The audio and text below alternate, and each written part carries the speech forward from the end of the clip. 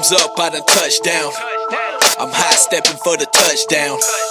I stay repping for the slums where the young bucks started loaded up. Hello, everybody, and welcome to the AFC South Fan Battle Podcast. I'm your host tonight, Matthew Briggs, and I am joined by my colleagues. We'll start off with our Titans commentator, all the way from Utah in the the NSA lockdown, Mr. Agent Ha. What's up? Big night for Zach Wilson's mom. She's got it going on. And still picking up the tears left there in Buffalo, our Texan commentator, Mr. Justin. Oh, dear God. Yep. It was a long day. That wasn't rain. That was my tears, guys. That was my tears all through the game. Yep. And then he had quite a while to recuperate from Thursday. For Jacksonville, we have Matt Grieve. So this just in a few minutes ago from Urban Meyer's camp. This is a quote directly to AFC South Fan Battle that he, quote, did not have sex relations with that woman. So. Well, it's funny that it's coming from his camp because I'm pretty sure there was a tent pitched. Nice. Yeah, two of them. Listen, I know I'm in production tonight, but I had to jump on to say that was a freaking good one, Jon Ha. I'm sorry. Nice. We didn't even plan that out. It's just sometimes fortune smiles on you. Off the dome. And talk about fortunes. The only team that won today, the Colts. We got Mr. Harish Nookala. Listen. We waited to win just for this week because we knew everybody else would lose. So we got our moment of glory. We are now on the board, guys. We're now on the board, boys. Oh, wow. Time for second place. Finally got that first win out of the system, huh? Listen, Carson Wentz's first win in 2 years. Jeez, God, that is right. Holy shit. Yeah. That's what it feels like. We'll get to that more coming soon. Right now, let's go to league news. Let's talk about these injuries. We got Rob Gronkowski out, Jimmy G out. The Titans and the Colts both lost like 8 offensive linemen. It's plaguing the whole league, it seems like. So let's start off. What do you think is the problem? Not enough playing time? Bills? What is it? I feel like the lack of preseason play is starting to hurt teams. You know, I think from just like not a get comfortable with your player standpoint, get comfortable with blah, blah. It's just get back into the field of things, get into a rhythm, get into some sort of football shape, game shape.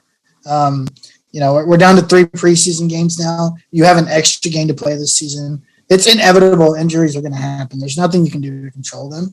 And these guys are, professionals. But I think, resting players or, even younger players or stars that are resting, it's starting to hinder them heading into the season. I do think that does play some sort of role.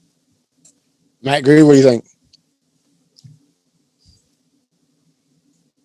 Sorry. You went out there for a second. What do you think? Injuries.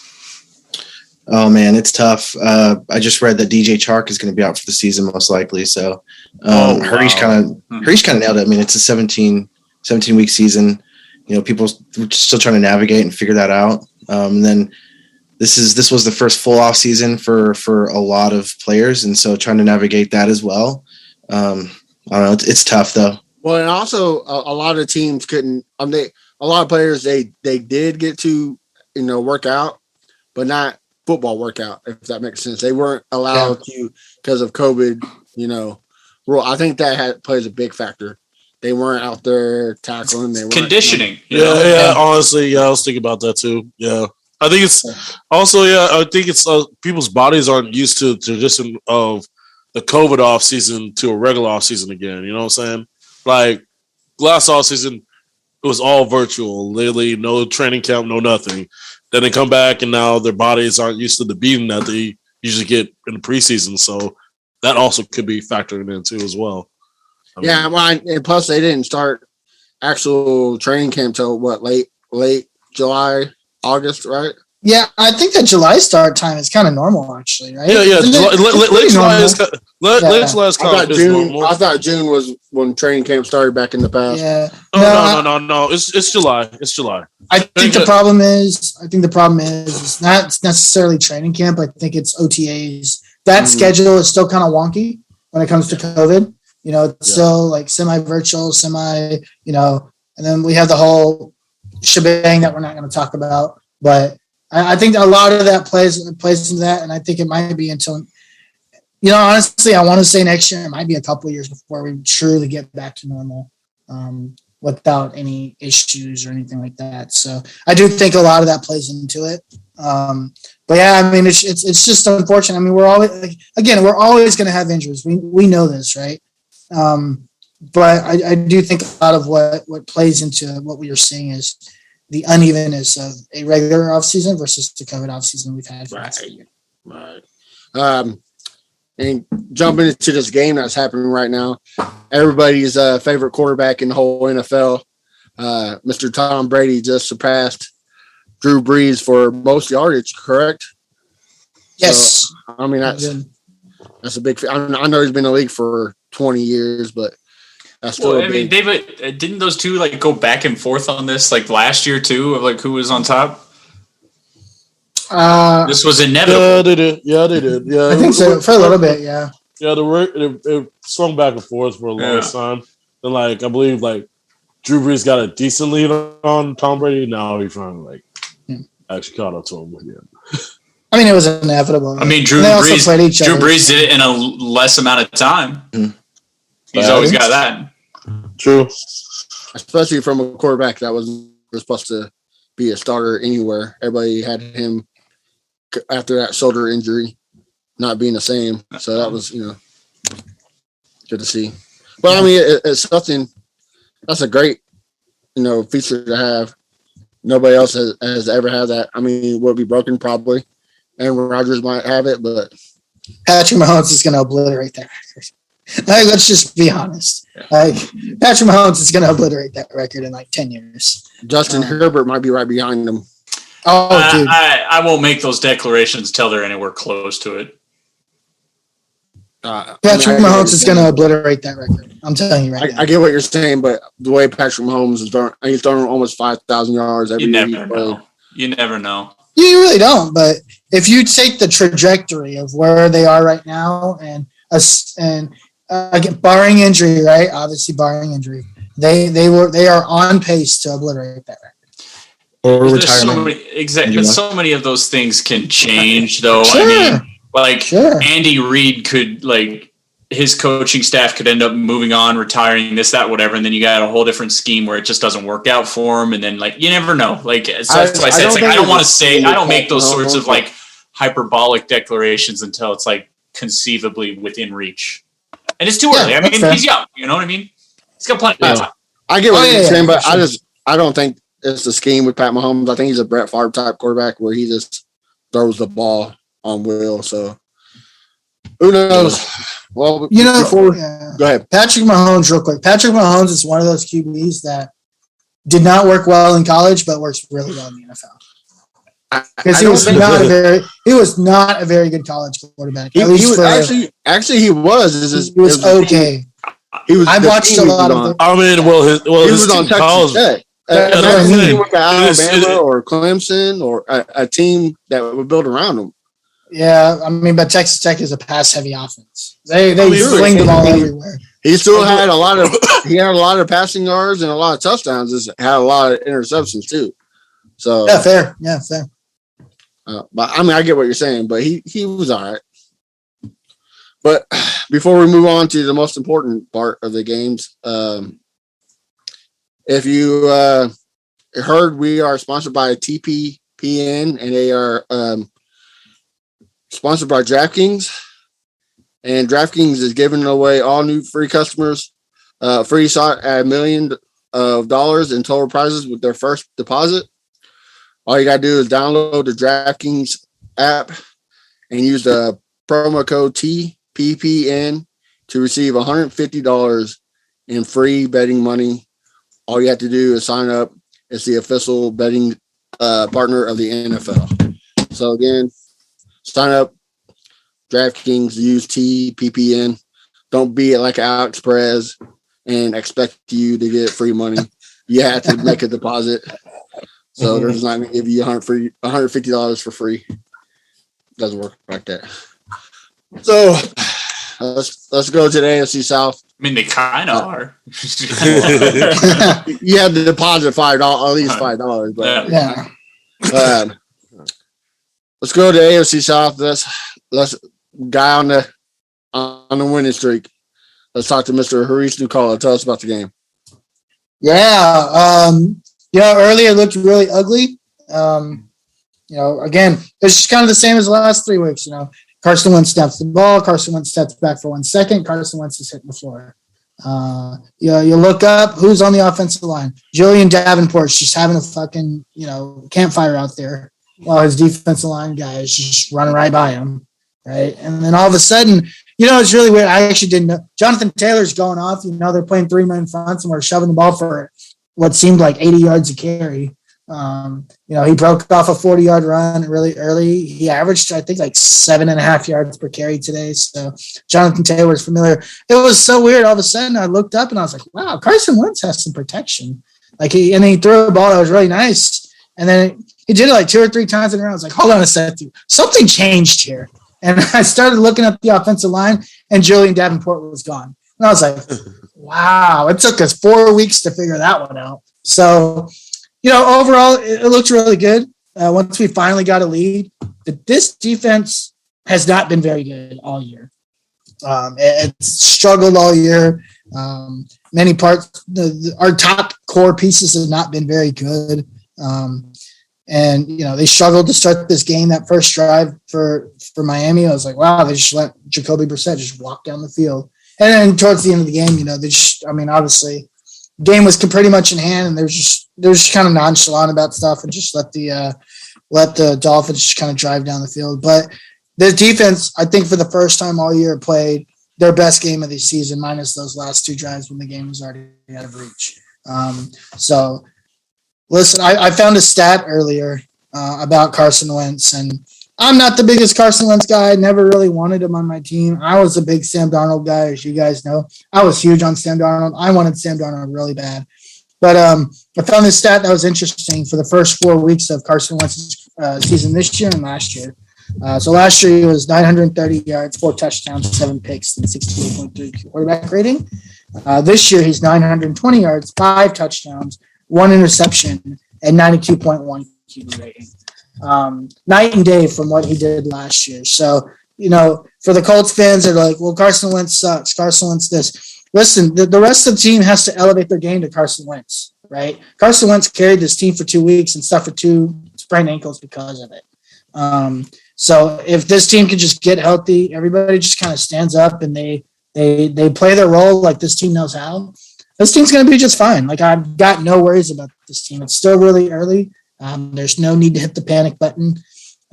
Carson's, hopefully his ankles will heal up, and this team's going to be just fine. I thought they played really well today. Just got to take this momentum and keep it going. I agree with you. Going to a team that didn't play really well today, didn't score no points at all. Let's jump over to the Texans-Buffalo game. Justin? Ooh. Oh, man. So where do I start? Okay, so, Matt, you probably watched the game too as well. And after the interception, we were all hopeful that I didn't watch the game. I watched a murder happen on live TV, but yeah. Oh, okay. Yeah. Well, yeah, that was kind of illegal what they did to us.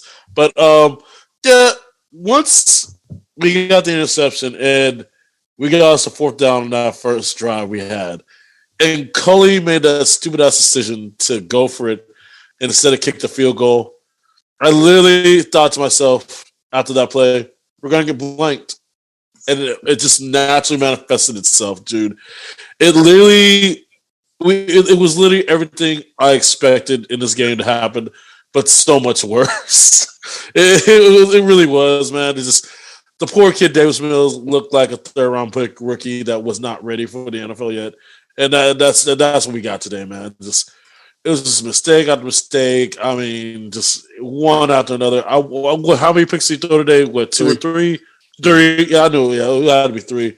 It's just like it was quicksand, man. I mean, I don't know if you remember that part of the replacements when Shane Falk was like quicksand. It's just like another thing goes bad, then another, then another, then another, then another. It's just like that. We were stuck in quicksand all day, dude. It was. I mean. I'm going to try to do my best impression of Sam staying biased, but I do got to say this wasn't all Justin Mills' fault. Play calling was terrible. Oh, God, yes. And it's a top 3 defense and bad rain weather. And no rookie was going to survive that. No. It was just the environment and just how crazy those Buffalo fans are, man. Like, it's just. That's not a tough place to win that. No, it really is, dude. Because those fans are crazy. And they were on his ass from the get go, dude. It's when Coley did not decide to kick that field goal, he gave us absolutely no chance of whatever at momentum in that game. It was from the get go just an ass whooping. Like, I was like, dude, like this is gonna get bad really quick. And I'm not gonna lie, I'll give it to the defense for like the first half, dude. To hold them in check on most of those, like, because come on, dude, that could have been 30-0 in the first half. To hold them mainly a lot of field goals and only give like 1 touchdown in the first half, I was actually impressed by what the defense actually did. It was just that they were on the field all day, and the second half they were just like, "Fuck it, we're tired." That's been like that pretty much all season so far with Davis Mills. Yeah, we need Tyra Taylor back. It's not going to get any better until he comes back, y'all. Unfortunately, we have one more game. Luckily, that next game is against another rookie quarterback next week. So maybe we have a chance next week. But next week? We got the Patriots. Speaking of rookie quarterback, that's perfect. Matt, you played Thursday. Trevor Lawrence. Elo, yes. So interesting game this last week. First overall versus first overall. Obviously, we got the bad end of the stick, and I certainly don't believe any victory unless you actually get the actual dub. So we're not going to talk about more victories, but I think the Jaguars are doing pretty good as far as progression. First week was garbage. Second week was less garbage, and we're just getting a little bit better each week. I think with our play calling, we're kind of starting to figure out some sort of identity. Still not sure exactly what it is, but they're handing it off more than once per game, which is nice. I think that's been, our best player is James Robinson through and through. So I know that they wanted to get T-Law his throws in, but you got to play through your best player, and right now that's James Robinson. So they've been doing better at that. So that's helped out T-Law's game. And I wanted to ask you a question. I said something to the guys after the game. To me, I feel like Urban Meyer is hurting Trevor Lawrence. Do you have that same feeling, or you think it? Nah, we're only 4 games in. He's still trying to figure it out. I just don't think he's letting him throw the ball. No, I think he's throwing it too much, to be honest. I think he needs to be turning left or right and handing the ball off a little bit more. What's been cool is watching them do some of that RPO play, which has actually been really done really well. Trevor Lawrence doesn't have a whole lot of experience with that, so he's still trying to figure it out. But no, I don't think it's the coaching staff. I think everyone is still just trying to figure each other out, what they're trying to do. So a kicker, we got a freaking kicker that actually kicked it through the uprights, which was really nice. Matthew Wright, we pulled him off. I think we had him on the practice squad, or did we promote him? Either way, we had a new kicker and he kicked it through. And are they open for trades? Say again? Are they open for trades? Are they open for trades? I'm sure we'll be happy to sign our last kicker and trade him away for nothing. DJ Chark is out, unfortunately. That kind of sucks for the season. But next man up, right? So Laviska Shenault, who's been kind of a non-existent in the past 3 games, stepped up and he caught a few passes and made a pretty good impact on the game, I think. And as well as Jamal Agnew. So Jamal Agnew has been all-star for the first couple games. And in fact, their they're sending his cleats for the pick six or the kick six. His cleats are going to the Hall of Fame. Jamal Agnew. Cool. And he actually played wideout for a couple of plays for this last week. And if I don't know if y'all saw, but you might want to look it up. He had some pretty awesome toe drag swag going on. That one he caught right there. Yeah, it was on the 35-yard line or something. So yeah, just right in the bucket. I mean, it was a great pass. Only he could catch it, but he had to put his feet down, and it was pretty impossible for non-athletic people. It was pretty awesome to watch him do that. So it's fun to watch Agnew come from the special teams. Who's been he's doing his best. He's been our best pickup in the offseason, I think. Unfortunately, his success hasn't led to any wins, but it was fun to see him on the offensive side. And Urban Meyer, of course, I guess we got to address it.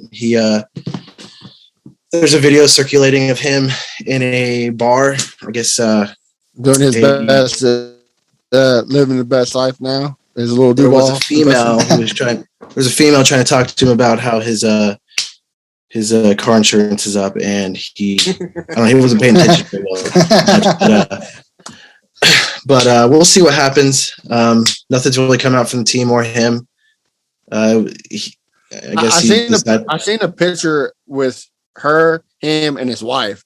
So I mean, they're all right there together at the same place. So I think it was harmless fun. I don't think anything major is going to come out of it, but as long as everybody's consenting adults, who cares, right? Yeah. Urban Meyer is just a freak, you know. For all we know, maybe his wife was like, yeah. Maybe it was swingers night, you know. It ain't our place. It is not out of the realm of possibilities. It's not our place. It's not our place to judge. I mean, maybe it was her idea, and you saw how he's a little hesitant. Maybe he was scared, and I don't know. Those Florida women, they're crazy. Yeah. Maybe it's something new they're trying. Who knows? And he's they like to pinch people and everything. Yeah. So we'll see. People are spinning it some random ways. You know, they're saying this is going to be an out for him to be like, this is, I need to step away from the game and 3 weeks later take the USC job. So I don't know. Hey, honestly, that's it for Jack. Saving the worst for best or worst for last, I guess, right? Titans, Jets. Nobody thought it was coming to see this happen. Yeah, at least we saw our ass from coming, man. Woo! Man, the Jets. Our most positive Titans commentator. Okay. This is the most perfect person to describe this game. Okay, so, I mean, the two receivers being out is massive. Massive. And I felt like I was a crazy person that nobody was really bringing up how big a deal that was going to be. It was always a side note. And I was like, do you have any idea how more difficult it's going to be to get open? Like, this Jets defense is not terrible. They're pretty decent. Would you guys agree with that? Like, yeah, they're often like the Jets defense. That's Jets. That's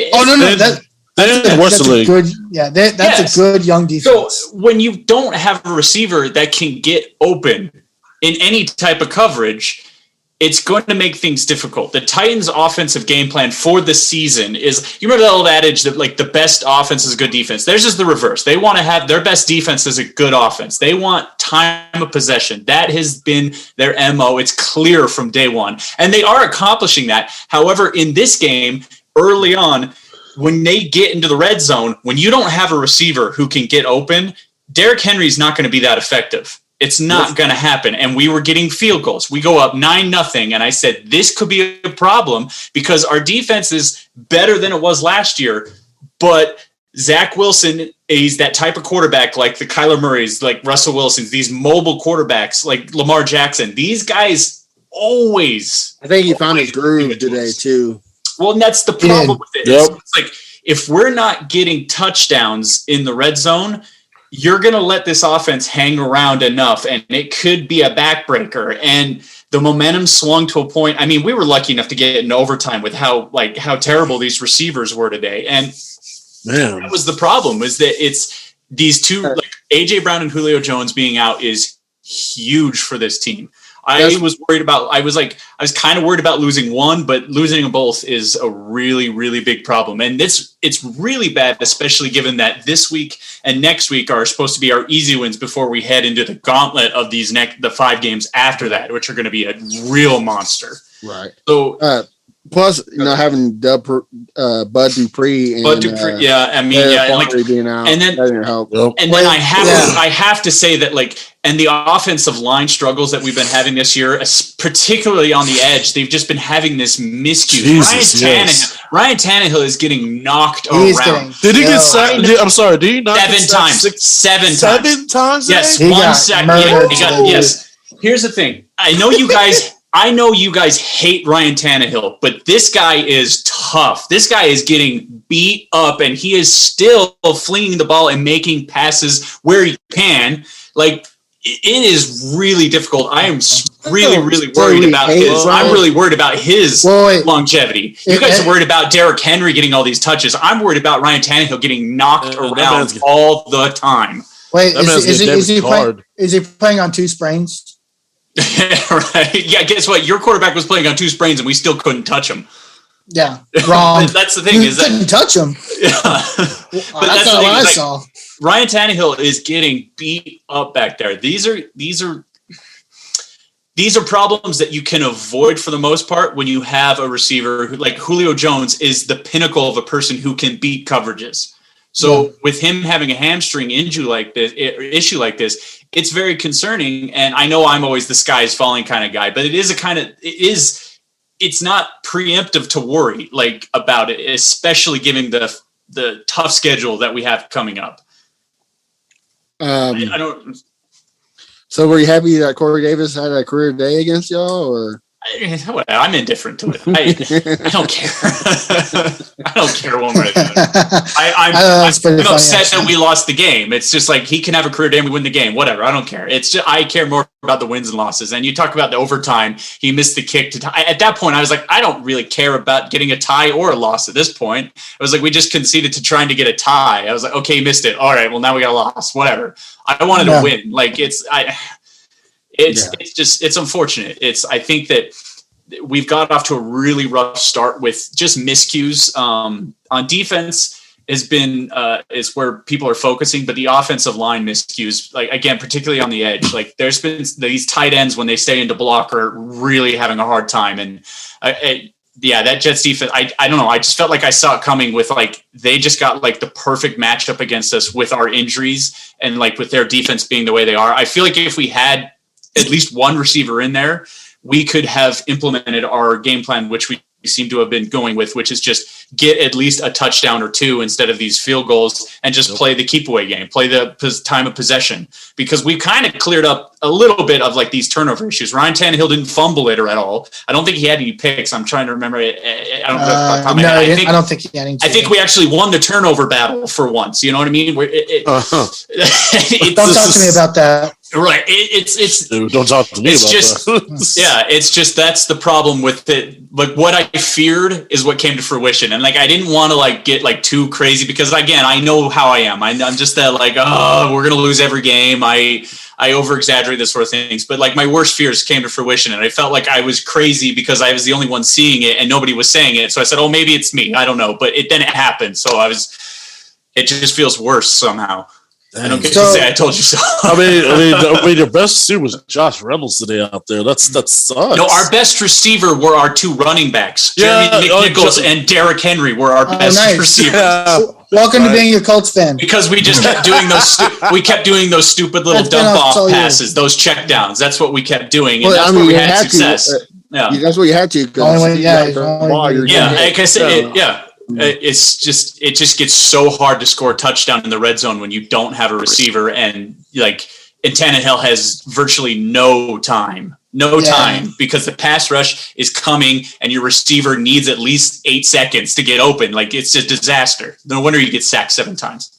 So you'll probably understand this because you were growing with this thing called a brain and you actually tend to use it. So as a Colts fan, we always talk about depth and how important, we have some skill positions and, we have certain positions that we rely on, and when they go down, we struggle, right?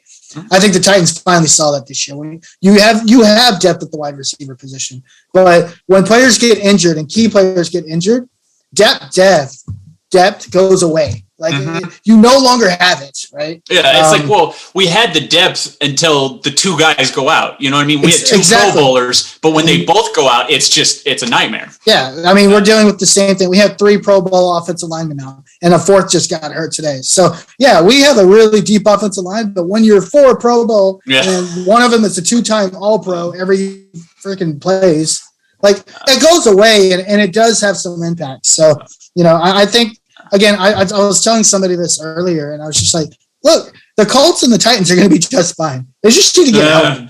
They just need to get healthy. Ours is kind of dependent on injuries, but again, you talk about we're going to be just fine. Yeah. It's okay, we would have been just fine had we got a win today and a win next week, because then we can afford to lose to the Bills, the Chiefs, hopefully beat the Colts, and then lose to the Rams and Saints after that. Because now it's oh boy, we could get ourselves in a big hole that we can't dig ourselves out of early. Right. No, but it's just the way the schedule falls, right? Yeah, so and again, you get the injury problems too. It's hard. Yeah. I tend to ramble and I forget what I say. I know you guys hate Tannehill, but that guy hanging tough, man. Give that guy some props for. It's not that we hate Tannehill. It's not that we hate Tannehill. We just hate how people post about how good. Oh, okay. But I'm just saying, can we give him some flowers? Because I think he has really performed in a way that people did not expect. He's played outstanding. He's played as soon as fans make him out to be the next Peyton Manning. No, he's not. He's never going to be that guy. But he's playing better than anyone would expect. And we'll give him credit for that. Yeah. We will, but he's not Peyton Manning. As soon as I hear a Titans fan give Carson Wentz for balling out on two springs today, I will give Ryan Tannehill credit. If I had watched the game, I would give you credit. Unfortunately for me, I only watched one quarter of the Jets game. Was it a? And I can't give any credit because Ryan Tannehill kept falling on his ass. Right? So. Was it a Jonathan Taylor game, or did Carson Wentz really Carson Wentz had a 115 QB rating today. He had 2 touchdowns, no picks, 250 yards. He was solid, 75% completion percentage. He was good today. So yeah, again, it comes down to health, right? It doesn't. It's rough. Once you can talk about depth all you want, but once you start getting hurt, your depth is no longer relevant. No. Right? I mean, even with the depth, it's that whole week prior. Who's getting it? When is the injury? Who's getting the reps with the ones? If the person gets injured in the middle of the game, if your backup is stellar, I mean, your game plan. He wasn't in the game plan. I mean, when people don't, we're lining up.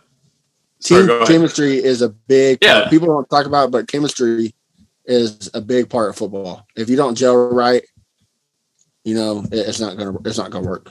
I mean, yeah, of course. We've seen this many times. I mean, dude, all these talented teams, they end up being dog shit because none of the players like each other. I mean, San Francisco is the prime example of it last year. Exactly. Yep.